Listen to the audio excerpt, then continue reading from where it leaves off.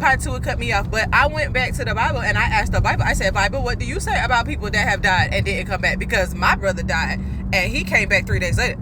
And he was talking to everybody for like 2 months. And then he ascended to heaven. So he was here. And then he died. And then he came back to prove, hey, I told y'all I was God. Watch me die and come back. That's what he did. Muhammad died. He never came back. So I'm trying to figure out how he's supposed to tell you what's on the other side. Then I read some document because he talking about well, you should study religion more and you shouldn't be so obtuse or whatever he said. I don't know. And I was like, fine, I'll look into it. So I went and I looked into Muhammad. And they said that Muhammad said that he don't know what heaven look like. Ain't you the prophet? What you mean you don't know what heaven look like?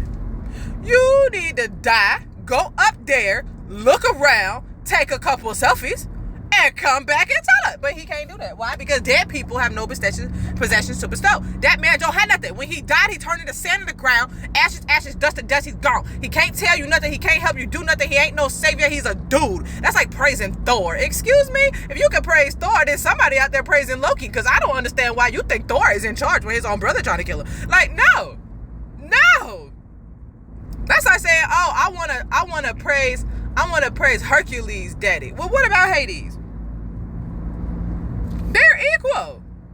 God is not equal to the devil. God is so amazing. And the devil is minuscule, little doppity nothing. You can't do shit compared to him. But every other God has an equal or a close to. The only close to God is his son, which is still him. Imagine you had to split yourself in half in order to create another being as strong as you. That's still you. Muhammad is a dude. You could have smacked the dog shit out of him and nothing would have happened.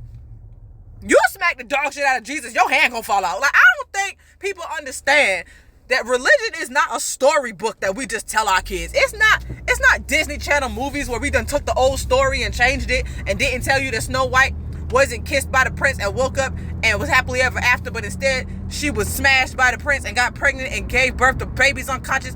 They don't tell you that.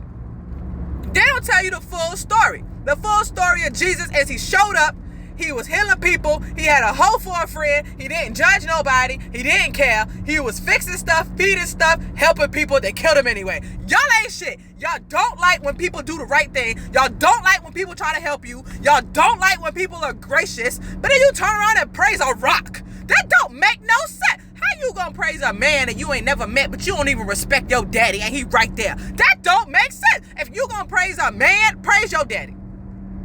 Praise your daddy. Where is your daddy? How you got food in your house? Your daddy went to work. How you got clothes in your back? Your daddy paid for them. How you got groceries in the refrigerator? Your daddy bought them. But you won't praise your daddy. But you will praise an